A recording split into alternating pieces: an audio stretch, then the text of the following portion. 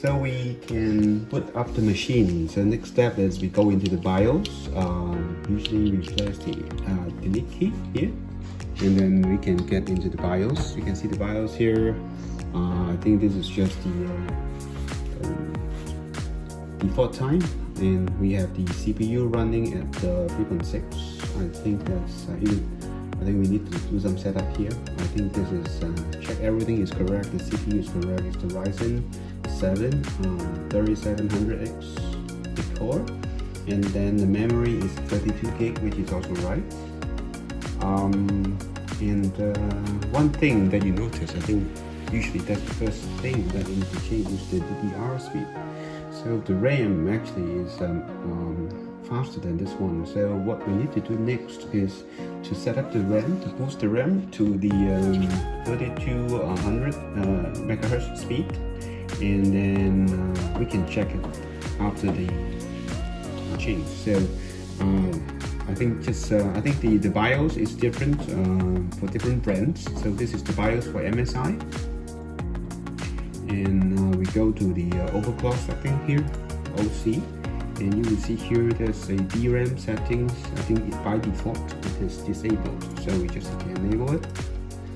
And yeah, let's see what's the difference. So remember, this is 3133 right now, and let's see when we enable it what will be the difference. So system is rebooting now.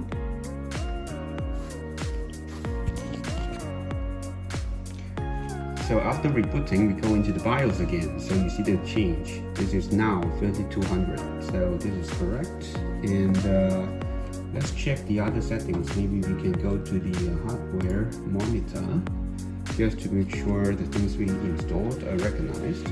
And this is a chart for different components that we have installed in our PC. So you can see the CPU. The speed right now is 33 degrees Celsius or 91 Fahrenheit, which is excellent. And then the chipset, which is the X570 chipset, is also an excellent temperature. I mean, we are not running anything, so it should be like this. We have the PCIe 1, which is the graphic card. So you can show it here, and you can see they are all running now. The PCIe refers to the graphic card. And then we also have the M.2 here, which is our hard disk. So we only have one disk, SSD right now, and I think we will likely put one more, I think, later. But I think this is good. And the next step that we are going to do is time to install the operation system. So we chose Windows 10 Pro. And I have used a Windows Media 2 with my other computer, and download the Windows Media 2 in this USB chipset or the USB stick, and I just need to plug it in and then reboot it. So I think it's different than the old days where we can only reboot from a physical disk. So you see, I don't really install any CD-ROM over there. So the days where you definitely need a CD-ROM is gone. So okay, so let's see. I will plug this in, and then let's see if we can put it up, and let's set up Windows 10 together. We use the USB stick with the Windows 10 Windows Media 2 in it, and this is the first screen. So we chose the language is English, time English, and keyword. Let's put US first and click next. Just say install now. So I think setup is starting. Yeah. So next is they will ask you whether it is the first time you're installing Windows on this PC. I mean, if you have the product key code, enter it here. If not, then I think you can just go for the I don't have a product key right now. I think this is also okay. I think this is a quick one, because I think then I think you can always input the product key code later. Okay, so we entered the product key, and now we are in this screen. We are not doing an upgrade, so it's a brand new installation. So I think we will choose the second one, and see where do you want to install the Windows. We only have one drive right now, one SSD. So we will just put it here. Okay. Okay, and yeah.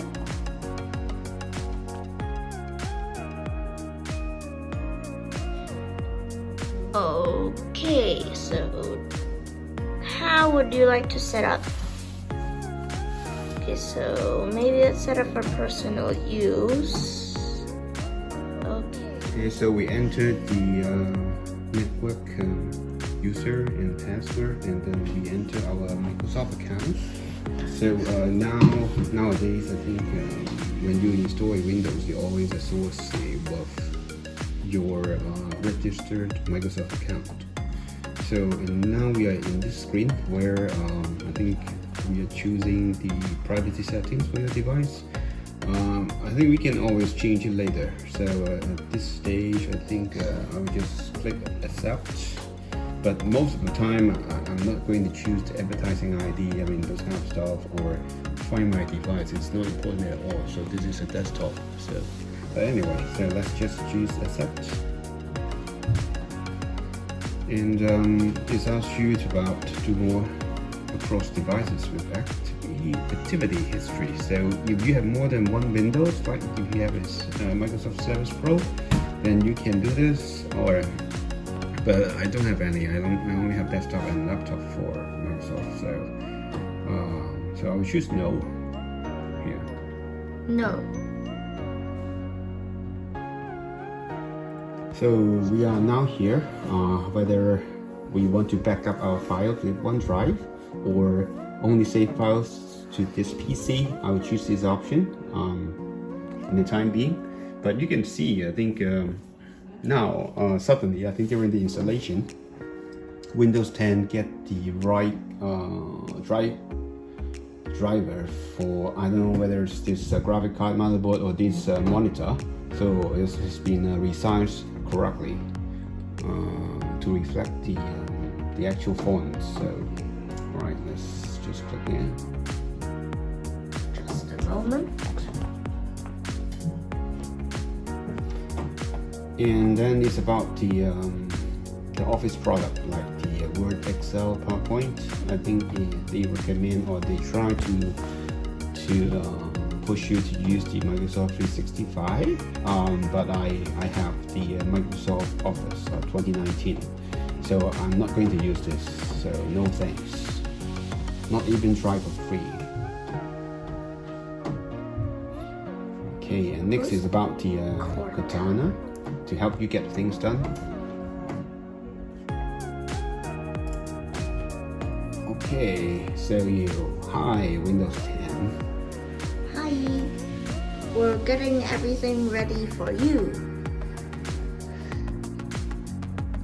This might take several minutes. So don't turn off your PC, and maybe you can take a sip of coffee now.